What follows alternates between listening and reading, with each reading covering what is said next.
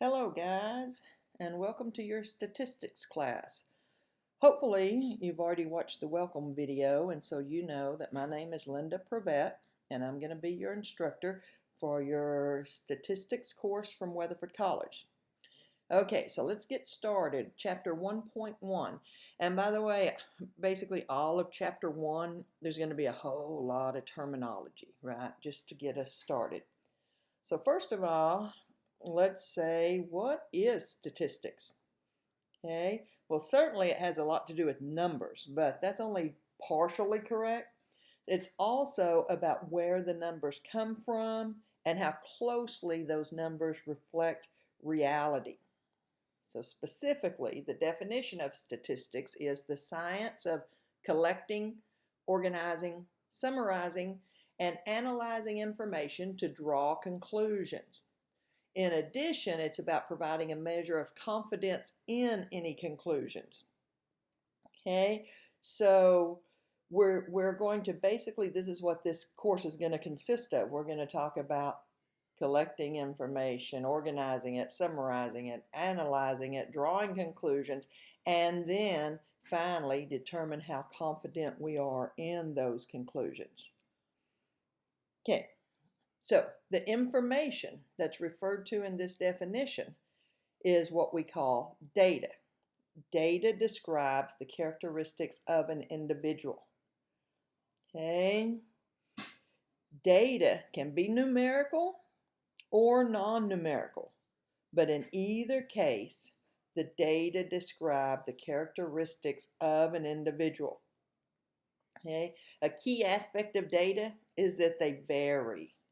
Okay, because data are powerful, they can be dangerous when misused. So whenever we look at data, we should be mindful of where the data come from. One goal of statistics is to describe and understand the sources of variability. Okay? So let's get some more terminology out of the way. The entire group of individuals, and by the way, an individual is a person or an object that's a member of the population. Individual, statistically speaking, does not have to be a person. It could be an object. So the entire group of individuals to be studied is called the population. Okay? A sample is a subset of the population that's being studied. And of course, as we already said, an individual is a person or object that's a member of the population that is being studied. Okay, so population, the entire group. For example, if we're talking about doing a statistical study to see what students think about the food in the cafeteria at the college, then our population would be all of the students that attend Weatherford College. The sample would be the small group of students that we actually ask specifically about what they think about the food. Okay? All right. Okay. A statistic is a numerical summary based on a sample. Let me get myself a pen up here. Okay, let's jump down here for a minute. A parameter is a numerical summary on a population, right? So they're both numerical summaries, but a statistic based on a sample. Parameter based from population. So that might help us remember which one is which, statistic versus a parameter, right? If it came from a sample, it's the one that starts with an S. If it came from a population, it's the one that starts with a P. Okay, now we've got two kinds of statistics. We've got descriptive statistics and inferential statistics. Okay, descriptive statistics consist of organizing and summarizing the data, right? So we might use summaries, tables, and graphs. In other words, we're just going to kind of describe what the statistics look like after we organize them. Inferential statistics is going to take results from a sample and then extend that to the population, right? and then measure the reliability of the result. In other words, we're going to infer things about the population from our sample. We're not just going to say, here's what the statistics look like. Inferential means we're going to draw some conclusions. All right. Let's see if we can tell the difference between a parameter and a statistic. So, suppose the percentage of all students on your campus who have a job is 84.9%. This value represents a parameter because it's a numerical summary of a population. And the key is it said all students on your campus, right? All the students, that's the population. As opposed to, suppose a sample of 250 students is obtained, and from this sample, we find that 86.4% have a job. This value represents a statistic because it's drawn from a sample. Okay. All right, some more definitions. Variables are the characteristics of the individuals within the population. Key point, variables vary, right? So we've got qualitative or categorical variables versus quantitative variables, okay? Qualitative variables allow for classification of individuals based on some attribute or characteristic. Usually this is non-numerical, like the color of cars, or data would be blue, black, red, white, non-numerical. And quantitative provide numerical measures of individuals. Okay, however, we do have to be careful. This doesn't necessarily mean they can't be numerical. A key to decide between the two is the values of quantitative variables can be added or subtracted, and the results are something meaningful. We'll look at an example of that in just a minute to help us distinguish with that. Actually, how about right now? Okay, so researchers and others studied factors that affect the eating habits of adults in their mid-30s. So here's some variables that were considered in this study, and let's determine if they were qualitative or quantitative. So nationality, that means are you American, are you French, are you Australian? So that obviously, since it's non-numerical, that is obviously qualitative. Number of children.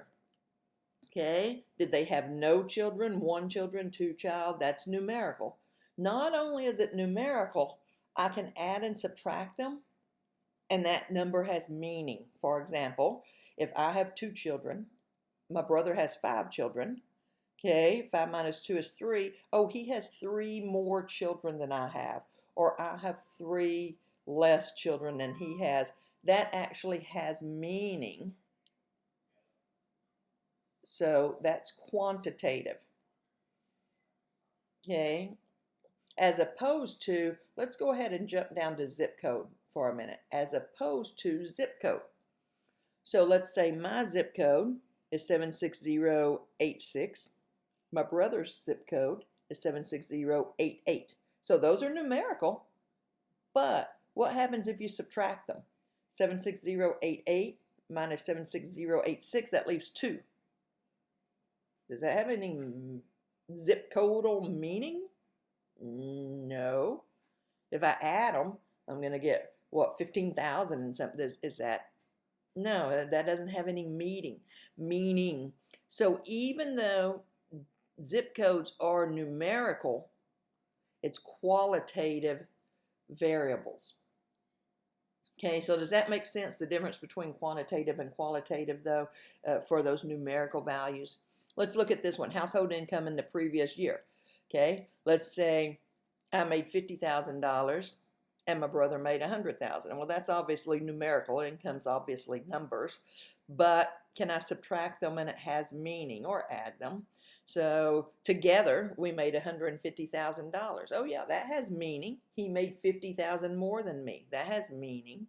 So once again, this is quantitative. Daily intake of whole grains.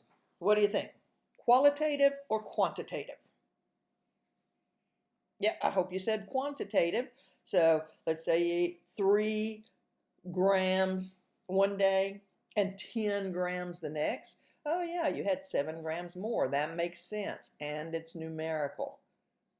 So it's quantitative, right? So think of the word quantity for quantitative and quality, right? To help you remember which one goes to the numbers and which one don't. Just be careful, just because it involves numbers, numerals, doesn't necessarily mean it's quantitative, but that's the distinction. The quantity, right? Quantity meaning amount, meaning some number. Quality, like color or gender or some other descriptive factor that's not necessarily numerical.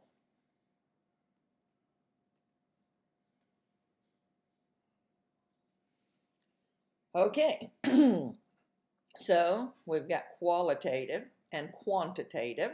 So the quantitative we can break down a little bit farther. We can talk about the quantitative variables being discrete or continuous.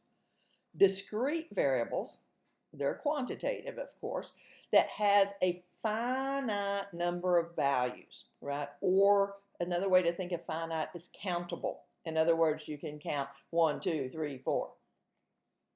A discrete variable cannot take on every possible value between any two values. For example, you can't have fractions, is what this is saying, or decimals. Okay, a continuous variable is still quantitative, but it has infinite number of possible values it can take on and can be measured to any desired level of accuracy. So once again, the kind of shortcut to thinking about this is discrete means you can't really have fractional values, and continuous, if you do have fractional or decimal values allowed, then it would be continuous. Okay, for example, okay, the researchers studied factors that affected the eating habits of adults in their mid-30s. Let's continue with this. Here's some of the quantitative variables that they considered. Now, were they discrete or continuous? Number of children. Did they have no children, 1 child, 5 children? Okay. Could they have 2.5 kids? No. So that obviously makes this discrete. Okay, I'm going to skip income and come back to it. Daily intake of whole grains. Did they eat 3 cups or 10 cups? Okay, so we know it's quantitative, but could they have eaten 3.5 cups, 2 1/3 cups? They certainly could, so that's continuous. Okay, the number of trips to fast food restaurants each week. Okay, maybe they never went, or they could have went 5 times a week or 2 times. Could you go to a fast food restaurant 2.5 times? No. So that's discrete. Okay, household income in the previous year. Okay, so maybe I made $50,000 last year, but I could have made $50,000.25. Right? Now, some of you may be thinking, but then the jump is from 25 cents to 26 cents, but no, money can actually go in between there. Think about the price at gas pumps when you see that a gallon of gas is $1.89.99, right? So we can even break those cents down even further. Okay, so this is continuous.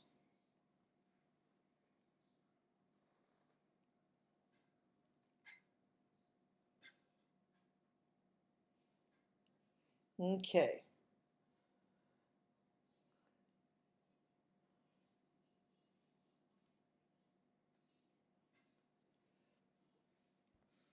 Okay, the list of observations a variable assumes is called data. So Look at this, the distinction between data and variable. Gender is a variable. The observations, male or female, are data, right? So your variables would be gender, and that can vary to either male or female, which would be the specific data. Okay, so notice here, these are really the exact same terms we just discussed, except now we're applying them to data instead of the variable. And it means the exact same thing, of course, it's the same term.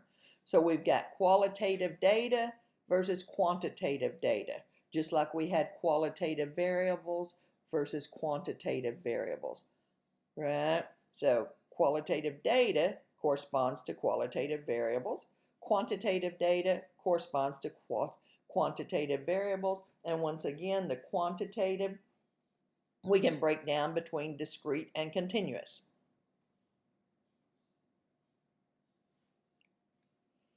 Okay, let's see if we can distinguish between variables and data. So the table presents a group of selected countries and information regarding these countries as of July 2015. Okay, identify the individuals, the variables, and the data. Okay, the individuals are these countries: Australia, Canada, France, Morocco, Poland, Sri Lanka, United States. That's our individuals. The countries being studied, right? The objects in the study, that's individual. The variables are the things that are varying, changing between the individuals. So the variables are government type, life expectancy, population. And the data is our specific data points. So all of these columns are our data, right? It didn't ask us for this, but just let's talk about what kind of data they are. This is qualitative data, non-numerical, right? The government type, a constitutional monarchy versus a republic. So non-numerical data, this would be qualitative data. Now these are both numerical data, life expectancy and population. And if you add or subtract them, it means something. If I subtract these two numbers, it tells how much more, how many more people live in Canada than Australia. That makes sense. Also, how much longer people live. So they're both quantitative, but this one is continuous because you can live to be 82 and a half. Let's make it a little easier, 82 and a half, right? But this one is discrete. Be careful, just because it has a decimal here. Notice this is in millions. This is really 22,800,000. They've just shortened it. You can't have a half a person for your population. So population would be discrete.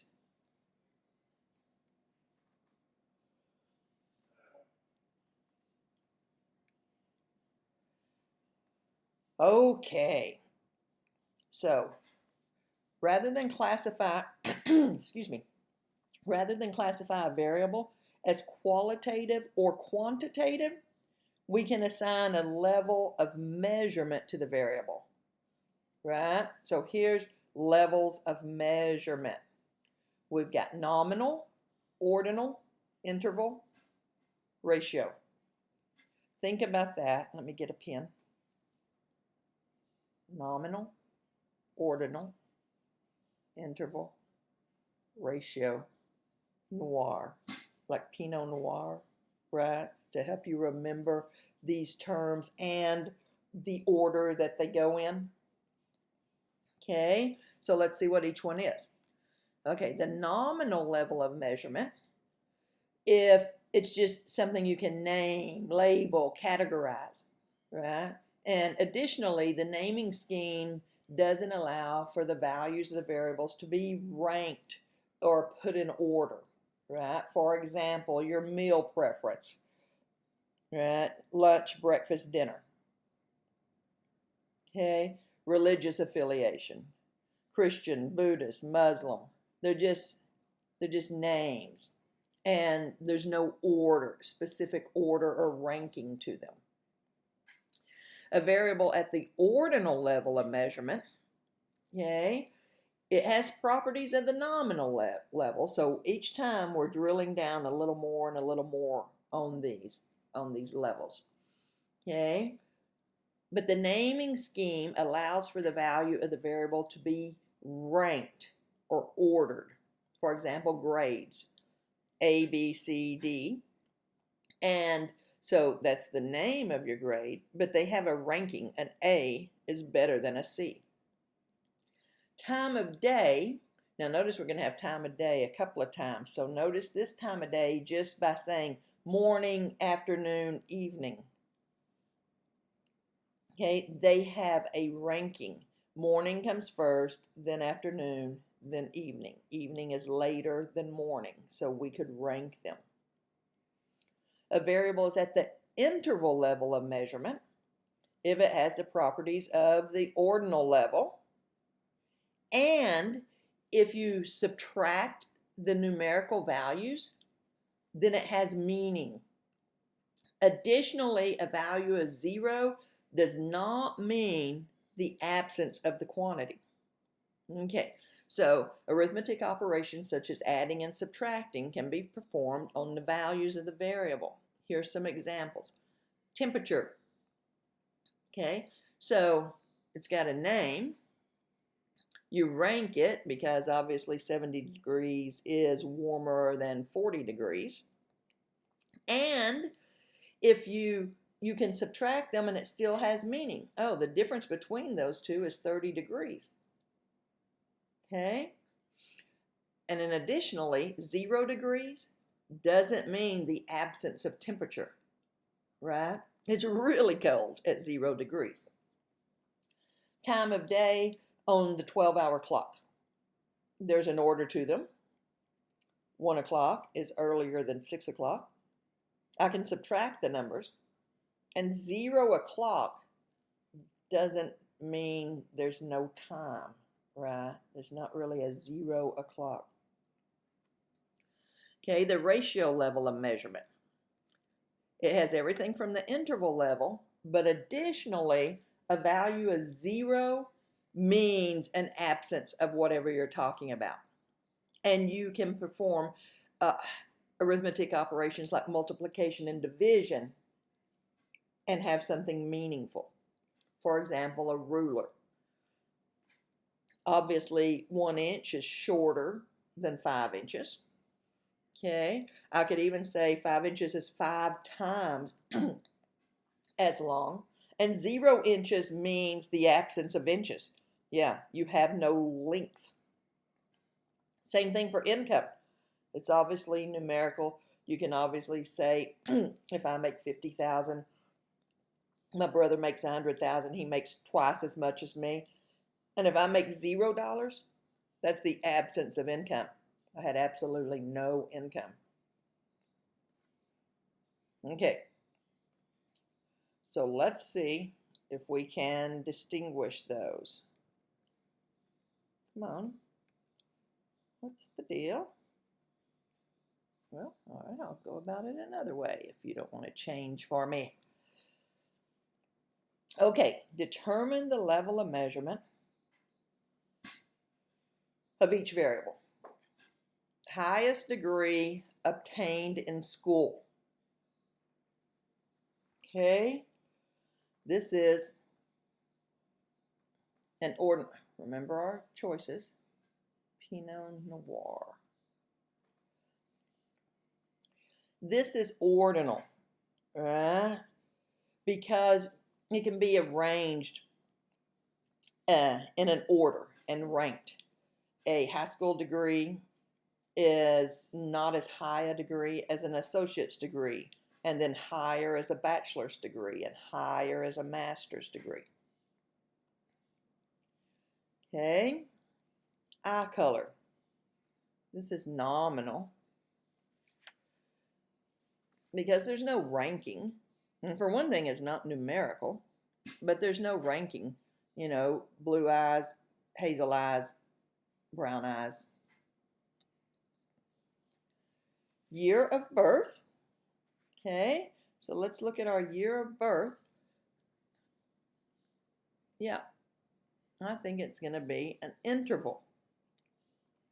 because there's a ranking to it. If I was born in 1950 and you were born in 1990, then I'm 40 years older than you. But if I was born in the year 0, it doesn't mean the absence of a birth year, right? Okay, there were people born in the year 0 because then we had, right, what are they calling the year divisions now? Anyhow, BC, AD, they're not calling it BC, BCE, before current era. Okay. Movie rankings. Okay, what do you think movie rankings would be? I think they would be ordinal, because once again, and we might need to clarify that. Let's say we're giving it a level of stars, right? 1 star, 2 star, 3 star, 4 star. Obviously, a 5-star movie is better than a 4-star movie. Okay, but if you have 0 stars, does that mean there's no ranking? No, you could give a movie 0 stars, meaning you ranked it Rotten Tomatoes, right? Okay, the value of a house, let's call that ratio level, because obviously the more you spend on a house, there's a ranking there. Okay, hopefully the bigger and better house you bought if it costs more. Plus, if my house was $100,000 and your house was $300,000, we could say that your house is 3 times as expensive as mine, and $0 is the value of the house. That means you don't have a house, right? If the value of your house is $0, that means there's an absence of a house there. Volume of water used each day is again ratio for the same reasons. You could drink 0 cups of water or 0 gallons. Maybe you're on vacation and, oh, well, it's water used. So maybe you're on vacation and you didn't even use any water. Time of day and military time. Okay, this one we're going to say is interval. Once again, because it's time, so obviously it's ordered, and we could say, oh, 1,200 hours to 1,600 hours, that's 4 hours. It has some meaning there.